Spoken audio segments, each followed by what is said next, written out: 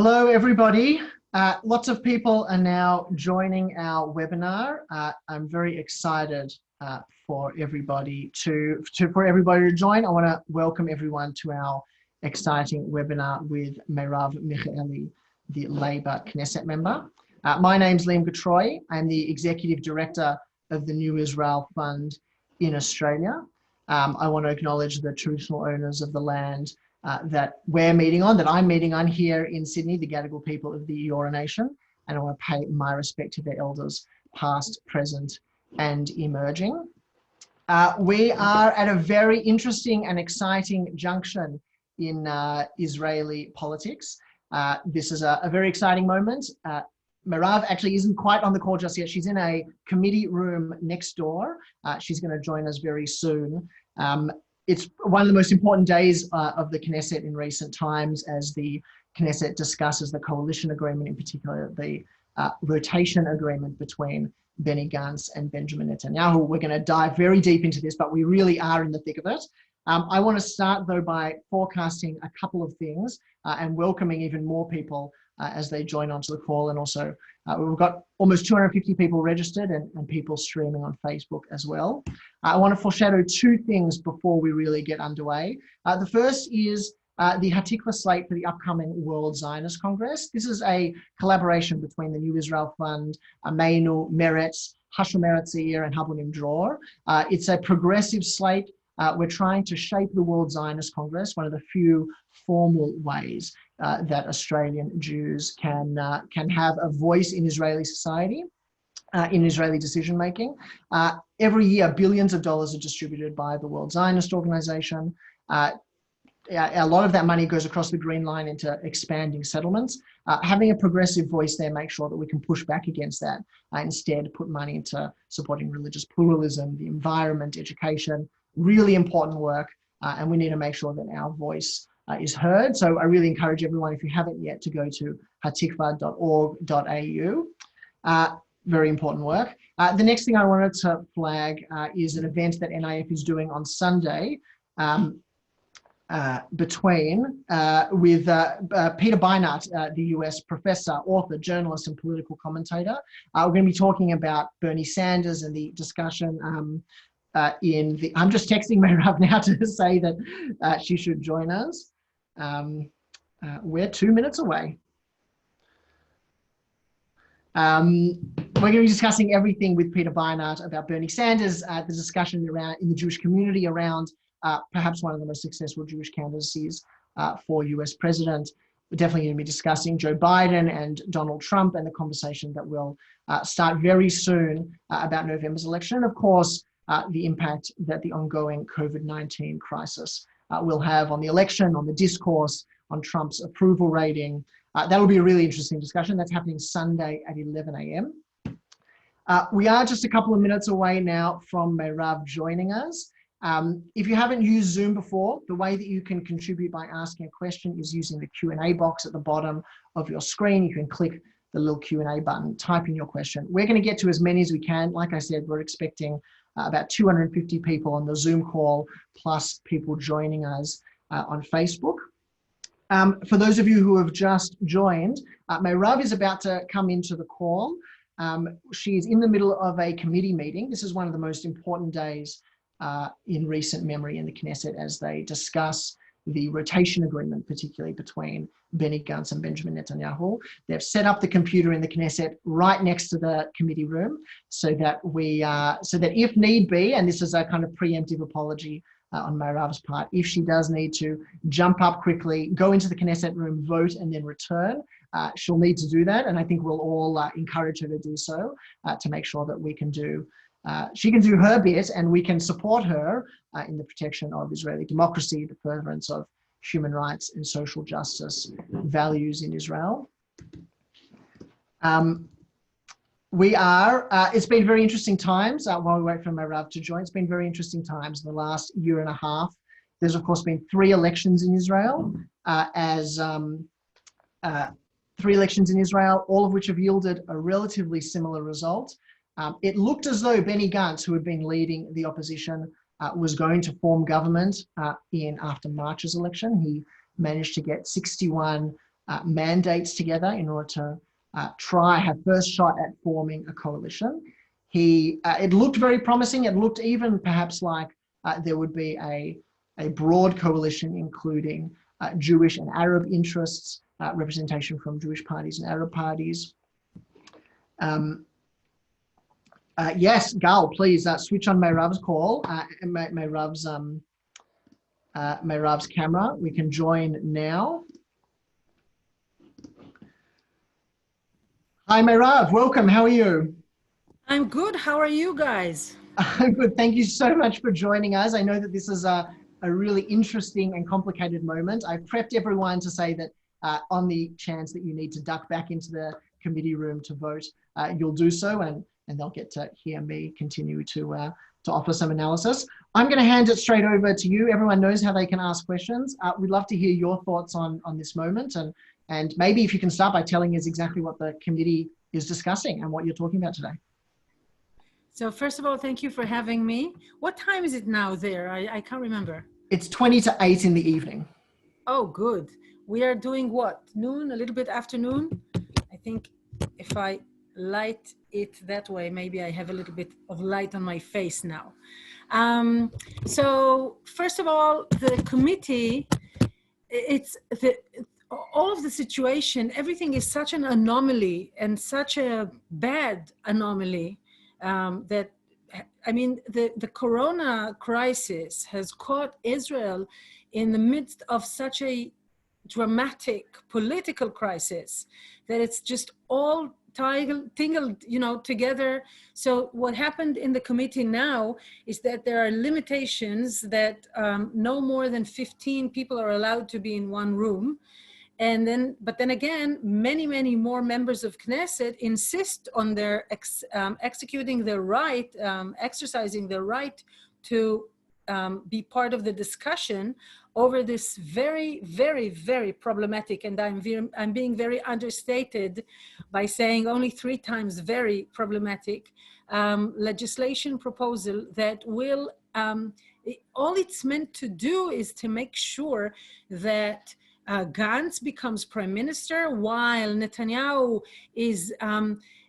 remains in a status that we do not have in our constitutional law as some kind of substitute prime minister with no possibility to be fired because of his indictments. So it's all corrupt, it's all non-legit in its core. And yet they want to pass it like, in a swift kind of, and that's what they're trying to do now. So obviously there's a lot of opposition and everybody I feel obligated actually to be in on it and to fight it. But so now there's a recess because it needed to be sorted out, the mere issue of room. Where do everyone sit? Do we open another room? More cameras? Do you let people in on Zoom or don't you? It's all this horrible mess. Yes, so that's where we are now. How are you guys doing? We're doing well, thankfully. I mean, compared to Israel, but certainly also to our friends in North America and in Europe, where we're doing very well to curb the spread of COVID-19. We don't have the kind of health crisis here yet, and it looks like we might be avoiding the worst of it. I do want to talk about coronavirus with you, but before we do, can you talk a little bit about the surprise maybe from your end of Benny Gantz ultimately joining Netanyahu and trying to seek out that deal? It looked like there was hope that he would be able to form a broad center-left, including representation from the Arab parties, which would be a real new dynamic for Israeli democracy. What was the feeling like maybe in your camp, and more broadly maybe in the Labor camp around his decision to forego that and instead negotiate with Netanyahu? No, first of all, in Labor, we are in a real dramatic moment right now because the chair and we are only 3. First of all, there are only 3 of us, which is so sad and hard that Labor has come to the point where it only has 3 members of Knesset and 3 mandates. So amazingly, unfortunately, the chair, Amir Peretz, together with the other member of Knesset, Itzik Shmuli, have decided to join this Netanyahu government. And make no mistake, this is no unity government. It is a Netanyahu right-wing government.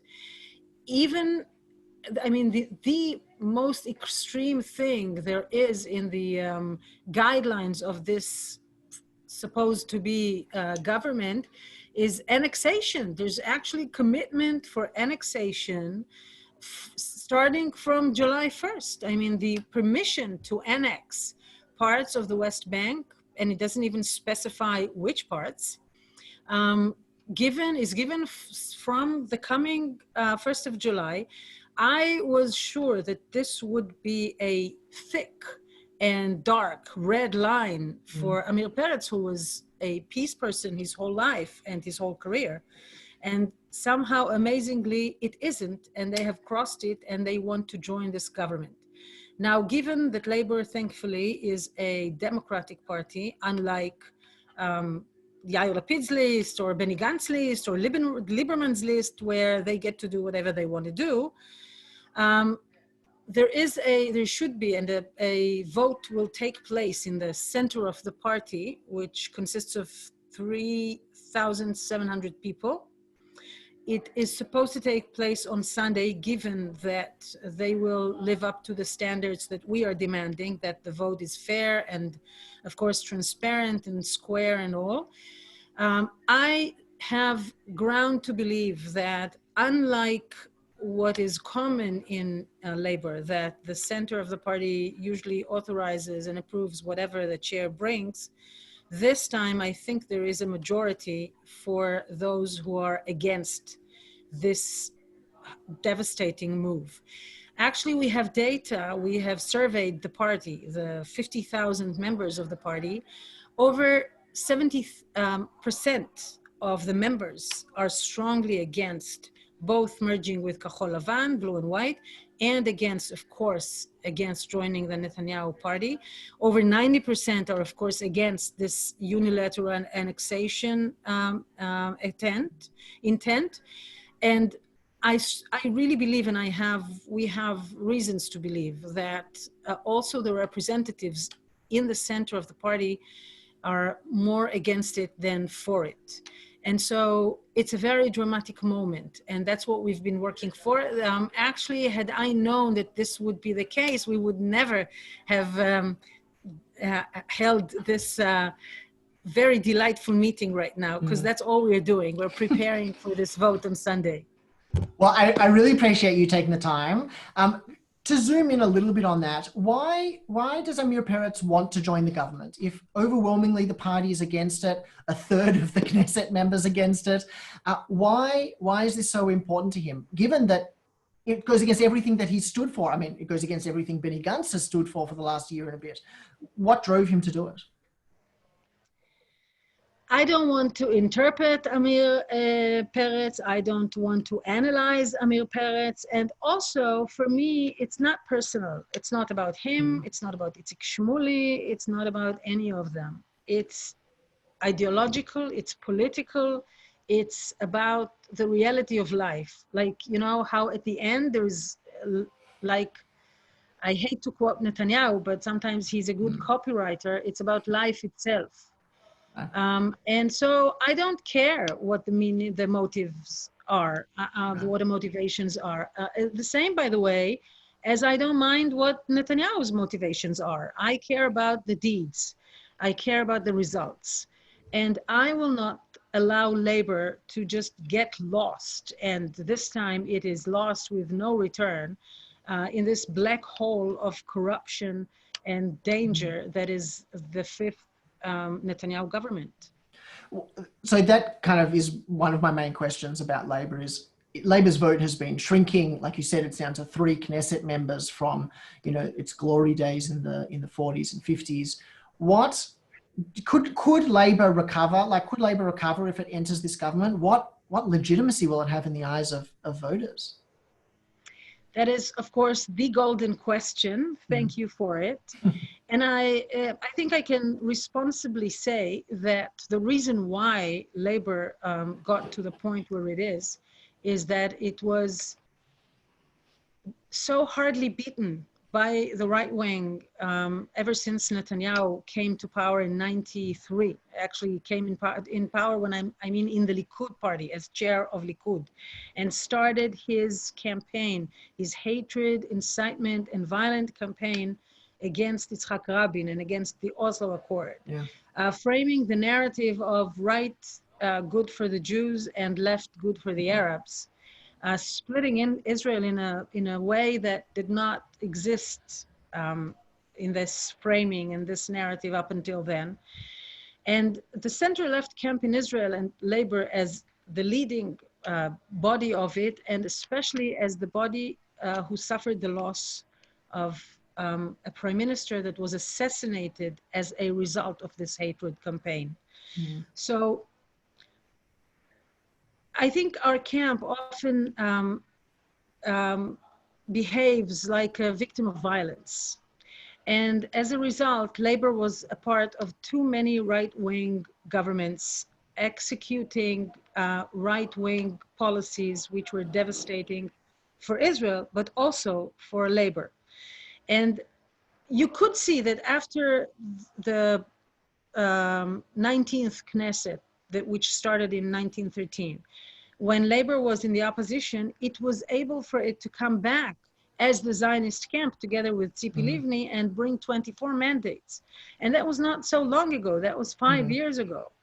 Now, if my friend Buji Herzog, whom I really appreciate very much, but I thought in real time made the mistake of negotiating with Netanyahu for a unity government during that term, then labor would have gone to grow stronger. I have no doubt about that. But the mere negotiation that went on for months and was leaked by Netanyahu constantly in order to break and to dismantle labor as an alternative, achieved exactly what Netanyahu wanted to achieve, and then Avi Gabay and everything else. But the potential is still there. And not only is it there, but today more than ever, after having seen this bubble of blue and white, an ad hoc-ish list made of really mostly opportunist politicians who are not even really politicians and really have no core ideology and values, and they don't really know what they want. And now it's all gone. It's gone. It was obvious that it'll be gone, just the way Kadima was gone. But I don't think anyone imagined it would be so fast and so loud and so shameful the way it did. And now there's a vacuum, and the coast is clear for labor to come back and take its place as the leading party of the center-left camp. But in order to do that, it cannot, under any circumstances, cooperate with the dark forces of Netanyahu and the right wing. We're getting quite a few questions about the kind of technical aspects of labor, either joining or not joining the coalition. One of which is, it kind of was put very clearly, explicitly, can Labor Central Committee sack Peretz and Shmuley if they vote against this? What's the future of Amir Peretz's leadership if so? Surely if he's the one who wants to join Bibi and the party says no, either he's going to join it without Labor, or Labor needs a new leader, like you said, to chaperone in that new generation. Yes, well... And maybe am I talking to the new leader is my other question. Well, first of all, let's make sure that we really stay out of this government, and then there's something to lead. That's the goal right in front of us, and I have to focus on that. But you are right. I mean, if what I hope and believe will happen and the center says no, then yes, Amir Peretz and Yitzhak Shmuley will have to choose between the party and the government. So let's move on. You mentioned before to annexation. It will, I think a year ago when, before the first of this cycle of elections, it was the most serious or kind of the time that Netanyahu most seriously pledged some form of annexation. It was seen as a campaign pledge, maybe more than anything serious. That has totally shifted in the last few weeks as it's become, like you said, a core part of the coalition agreement. Will you talk about what you think that will mean on the ground, mostly from a human rights perspective, from a kind of what our values are as liberal Zionists, what the country's values are, and it of course has security implications as well? Yes, I think even those who believe in this annexation cannot overlook the geopolitical implications that are to be considered here. There is a real and imminent danger that the peace treaty Israel has with Jordan, the Kingdom of Jordan, will be canceled. The peace treaty that Yitzhak Rabin has signed and is important for Israel, I think, really in every possible aspect, and of course with an emphasis on security, may just be gone. There's a very, very good chance that the kingdom will just dismantle it, that they will just cancel it. They have to. I mean, this is such a spit in the kingdom's face. I don't think any country can endure that. And also, there's a danger to the Palestinian Authority. There's a danger that the Oslo agreements will be practically canceled. There's a danger that Israel will have to go back to taking care of 2.5 million Palestinians. That is civil, in civil ways, I mean, to take care of their sewage and their schools and all of the day-to-day aspects. That also means, of course, I don't know how many tens of billions of cost for Israel. All of that to be considered even before we speak about the moral aspects of it. And of course, the aspect of what does it mean for the identity of Israel. And I think, I mean, we've known that for a long time because the theoretical question was on the table for a long time, that annexation means the end of Israel as the Zionist entity that was created to be a home, a national home for the Jewish people, but a democratic state. That means that in order to have that, first of all, it means equality, and the Declaration of Independence promises us equality for all its citizens, regardless of sex or nationality, or nationality in terms of Jews and Arabs and religion. And that will not be the case when we have annexation of, I don't know how many Palestinians that, I don't know what exactly they're planning. And they're talking thousands or even tens of thousands. Yes, or hundreds of thousands. I don't know. I mean, it depends like how crazy is the campaign move that will take place. This really is unbelievable. I'm talking to you about it, and I'm something in me is like, no way I am at the point where this is really going to happen. I mean, how suicidal for the state of Israel is this? It's really devastating for me that my colleagues to the party are even considering to be a part of that. How, I mean, foundational to Israel's ability to remain a democracy and to retain its ability to be an equal state for all its citizens is that it doesn't kind of apply sovereignty to the West Bank so basically no two-state outcome, which is the ultimate aim. Annexation would presumably prohibit that from happening. Does that also undermine Israel's standing on the global level? Does that limit Israel's ability to be able to say, we're the only democracy in the Middle East? Because that core democratic idea of one person, one vote will no longer exist inside Israel.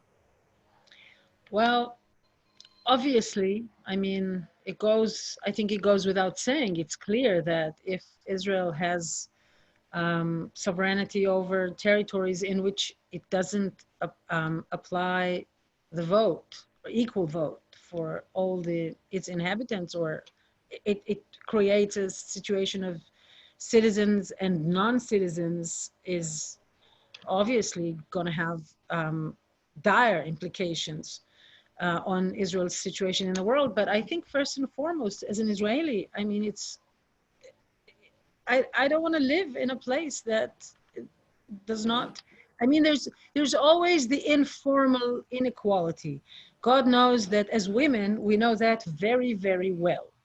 But at least you have, I mean, the mandatory requirement, something to begin with, is to have formal equality. And if you do not grant that to the people in your in your sovereignty, then I don't know how we can live here as Israelis. But really, you know, I want to wait, because we're going, this direction of the discussion is just so hard for me. But no, because I don't want to go there, because I want to think that someone will, first of all, I'm working on having my own party not take care of that, not be a part of that. I'm sorry, not take part in that. And secondly, I strongly hope that all of them will realize that if this ever really comes to the table, that they will wake up and understand that this is not an option, just not an option. And then, you know, they will leave this government and they will not allow this step to happen. But the important thing is that we need to work in order to build a political alternative for that day. No matter how this thing happens, we need to have a functioning political body that has a potential of being a ruling party, because otherwise we are stuck with those who are already used to being in power. Just before you joined, I spoke a little bit about the World Zionist Congress and this Hatikva slate that is being run by Ameinu and Meretz and Habonim and Hashi and the New Israel Fund. That's one way that maybe diaspora Jews, Australian Jews, can be part of this conversation, given the amount of funding that the WZO sends every year into the West Bank in order to help build settlements and expand settlements and create programming there. That's one way maybe that diaspora Jews can be involved in trying to push back against annexation. Are there any others that kind of spring to mind? How can we be part of this fight to not let Israel undertake annexation of some part or all of the occupied Palestinian territories? I think the most important thing is not to give up on Israel, because the progressives in Israel, we need partners. We need your back, because here, I know that in terms of the content itself, we're not a minority. Majority of Israelis believe in a democratic state, even in the two-state solution, even after all these years of incitement. But they are being misled regularly by, today it's very trendy to say fake news, but fake facts and fake picture of reality. And so it's very, very difficult for us to fight alone. And we really need you as our partners. I think more than anything, it's like to know that you haven't given up on us, that it's not, I think for me, the most difficult thing is when people who I know are with me in the same beliefs and the same values say to me, oh, well, it's lost. There's no point in fighting. This is the most discouraging thing. So when we know that we have partners who care about Israel and want to help us stop annexation, then I think we can work out the details. But the most important thing is to keep the people engaged, keep them in the conversation, realize that it's not that all the people who live in Israel believe in annexation or want this occupation to continue. They just, many of them, I think, especially those who were born, I mean, think about it. Israel lives with the occupation as such for over 50 years now. So many people were born after it was created and have no idea that there's a possibility of a different reality. And also so many Israelis don't really realize what it means. I mean, for them, you know, the territories is something that they've never seen for themselves. Palestinians are completely absent from their day-to-day lives. They don't see them on television unless they were committing some kind of terror act. So we need you in order to be able to continue the fight. And I believe, of course, I believe it's winnable, because if I didn't, then I would probably already be doing something else. But I know it's like Gloria Steinem says, that a woman can be a feminist or a masochist. I believe the same goes for optimism. We can either be optimists or masochists. And I'm not for masochism myself. Well, I mean, that's, you know, in a nutshell, you just, I think, very well described NIF's role, and the reason that we want to connect with you kind of on an interpersonal level to make sure that we can stay connected, but also NIF's role in funding organizations in civil society to promote democracy, to push back against annexation, to push back against the harming of Israel's core values, of its democratic values. So I want to maybe take this opportunity as well to thank the hundreds of donors and supporters of NIF who are on the call, who are streaming on Facebook as well, for their support, because it's this partnership between Israelis and diaspora Jews in order to build up the social democracy, to build up human rights and equality in Israel. That's what makes, I think, such a great opportunity for us to participate. Let's maybe move, like you said, forward a little bit from annexation. Let's talk a little bit about coronavirus and the impact that COVID is having in Israel. One is on a socioeconomic level. I think that that's an important thing to zoom in on. Some people would have seen footage of a falafel. I think he owned a falafel cart or a falafel store, and he was breaking down. He didn't know how he would provide for his family. It's obviously a very difficult time. We think maybe of Israel as a strong welfare state with people being protected, a strong safety net. That's maybe not true the way that it was 20 or 30 or 40 years ago. What stories have you heard from people, and what do you think is happening on the ground around people's lives, really? Well, it's very obvious.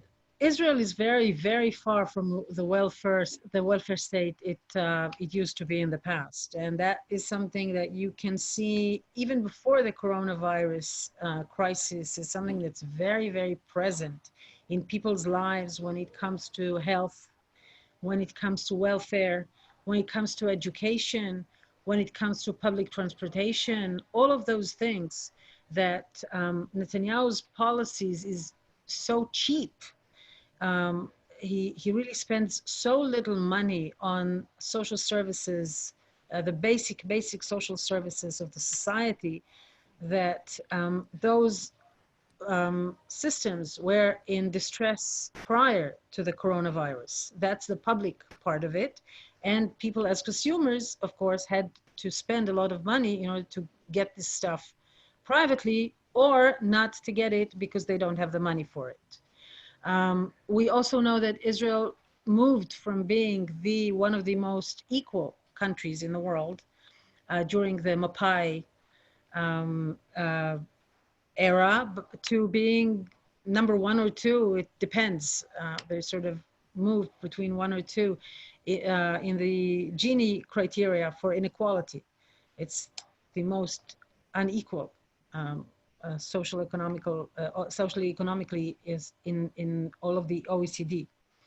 So that all existed before the coronavirus crisis. And when this started, what happened was that instead of supporting workplaces and owners of businesses to be able to keep the employees and to pay them their salaries, even if somewhat reduced, but still to just keep them in place, the government chose to send everyone to Social Security. And that caused, first of all, a mess, obviously. And secondly, it means that it turned into some kind of easiness to let workers go because, you know, there's a guarantee that they will, for a short while, will be paid something. But of course, what it means is that a smaller number of workers will be accepted back or hired back.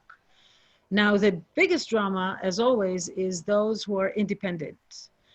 I have been heading the caucus for the independent, small and medium businesses and people who are freelancers and such for a long time, because they have no safety net, um, no social security rights for unemployment or sickness or any kind of disability that turns up in the middle of life, as it always does. Mm. And of course, now it's major, because now it's not only like a small portion, you know, every now and then that suffers from this problem, but you have like, I don't know, 400,000 people who had to shut down their businesses and had no choice, and they're all together just exposed completely. Unfortunately, the government speaks about supporting them, but in reality, it really doesn't. And one of the most amazing thing is that in the guidelines of this so-called emergency corona government, there's not a word about about any specific plans to help those people economically. So there are talks about sums of money that Netanyahu throws out without his government being involved, without the senior people in the treasury being involved. So it's hard to believe that it will really turn out the way it should. One of the things the NIF's been supporting, just to kind of interject, is particularly with regards to people seeking asylum and refugees in Israel who also don't have access to healthcare at the best of times or to a social safety net ever, and so there are tens of thousands of asylum seekers who are being thrown away, and we've distributed a number of emergency grants towards that community, with again the support and funding from the New Israel Fund community in order to help them. They are in some ways the most exposed, as well as, like you said. Of course, you are very right, and I know that NIF is doing that, and that is really a blessing. It's again and again and again, the asylum seekers issue is constant, never ceases to amaze me. The extent to which the right-wing politicians will go to abuse those people just to get some points with small audiences who see them. I mean, I wonder who gave them the idea that these people are the enemy. Mm-hmm. But for political interests, over and over again, they're being abused and deprived of basic rights for, I mean, never ceases to amaze me. Certainly in Australia, I know we know a lot as well about the plight of refugees and people seeking asylum. Sadly, too many of our policies were actually imported into Israel around mandatory detention and things like that. I'm being told we only have about 6 or 7 minutes left before you need to go away and save Israeli democracy. So I just want to ask a couple of last questions that we have in the Q&A. One is about the path for a collaboration between progressive political forces in Israel and the Arab parties, progressive Jewish forces and the Arab parties. It seemed, like I said before, that there was some hope. Has Gantz's kind of betrayal of maybe that small bit of hope in favor of going with Bibi, has that shattered that forever? Has it shown people that there's a possibility and hopefully it will happen much sooner maybe than we thought before? What's the path ahead? I think for now, something about the process that we went through, I think normalized it, the option of collaborating with the Arab parties more than ever before, or not ever, but before Netanyahu, ever since Netanyahu. But I think it's, listen, collaboration for me, I will say that, for me, the two main promises and potentials of Israel as a state and as a society and as an economy, that's in the end, the economy, even though it's of course also major, are two societies, and that is the Arab society and the ultra-Orthodox society, both of which are being excluded from the general society. I don't know if you remember, but a few years ago when the there was new data from the OECD about the huge measurements of poverty in Israel, and Netanyahu replied by saying, if you deduct the ultra-Orthodox and the Arabs, we are doing just great. And I think his policy was characterized by deducting the ultra-Orthodox and Arabs in very different ways. The Arabs were not let in, are not let in to the general society and to the public sector, and by, of course, constant incitement by the government and Netanyahu himself.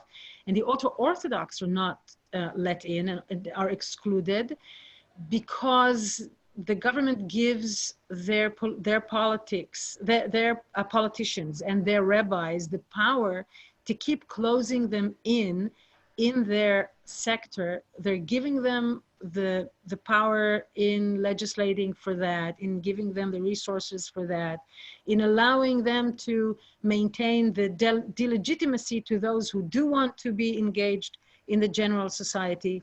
And the minute we change this government into something that is inclusive, there is huge potential there, because in both societies, there is so much urge to be a part, to be just, one of.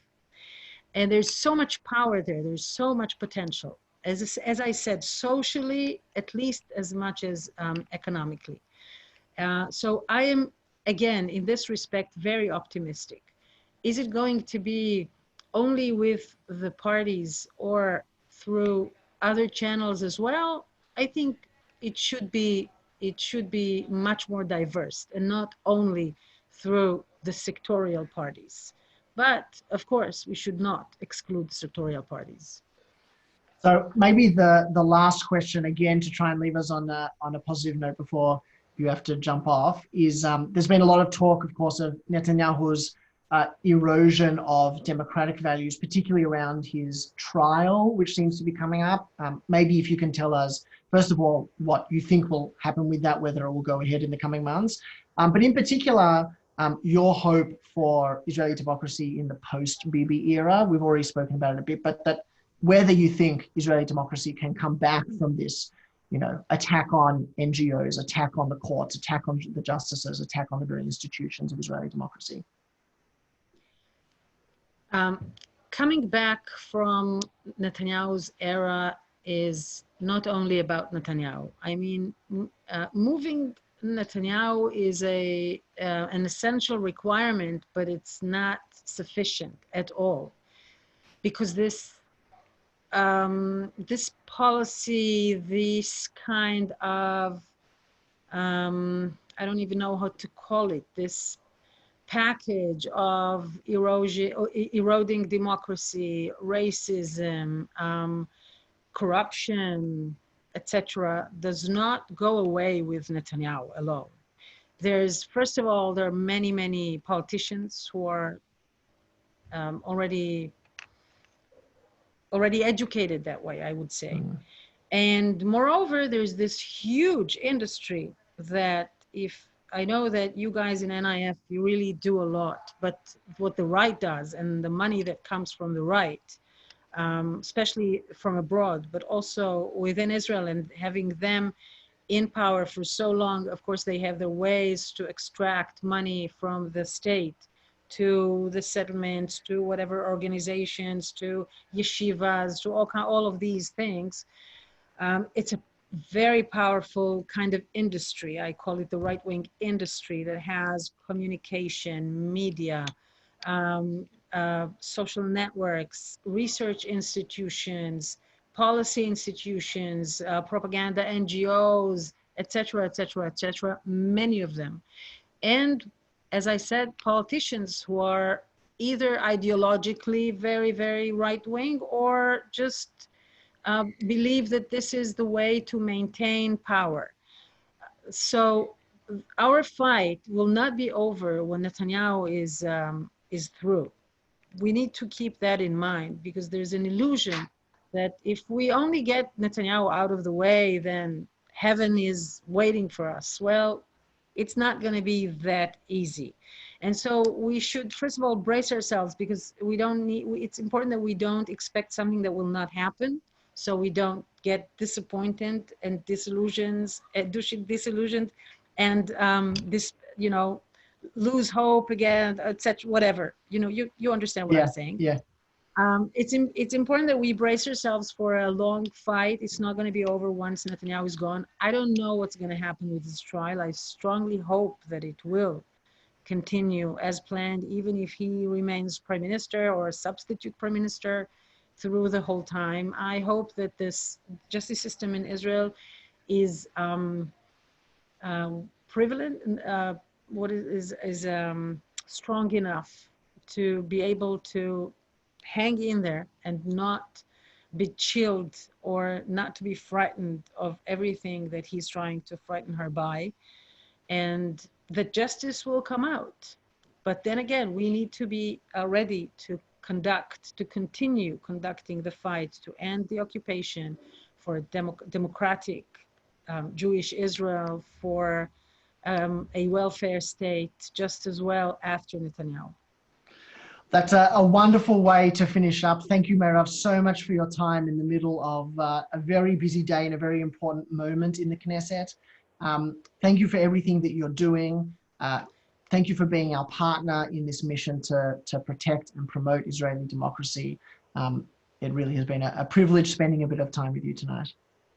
Thank you so much for having me. And if you know any members of Labor in Israel and you want to give them a call, just make sure to see what they're voting on Sunday. That's a good idea. That sounds like a very good idea. I will let you go. I did want to end with a little bit more kind of public service announcement on what NIF is doing in the next couple of days. So I'll let you jump off the call and return to your committee. Thank you again. I did want to remind everyone about not only is Labor voting on Sunday for the protection of Israeli democracy, but on Sunday we also have our event with Peter Beinart talking about US politics and talking about Bernie Sanders and Donald Trump and Joe Biden. We're very excited for that. It starts at 11 a.m. You can join on our website. And I also wanted to remind everyone to vote for the Hatikva slate for the upcoming World Zionist Congress. Like we said, it's one of the great ways that we can support these values. We can't vote in Knesset elections. We can't vote in internal labor elections, but we can vote for the World Zionist Congress, and we can have a really important voice there. If you haven't voted already, I really would encourage you to go to hatikva.org.au/vote and make sure that you register your support. Thank you very much again. We had really an incredible turnout on relatively short notice. Thank you everyone for sending your questions in. I'm really sorry we couldn't get to all of them. I hope you stay safe. I hope you have a good evening. And I'm sure that we'll talk to all of you soon, hopefully as soon as Sunday. Thanks so much.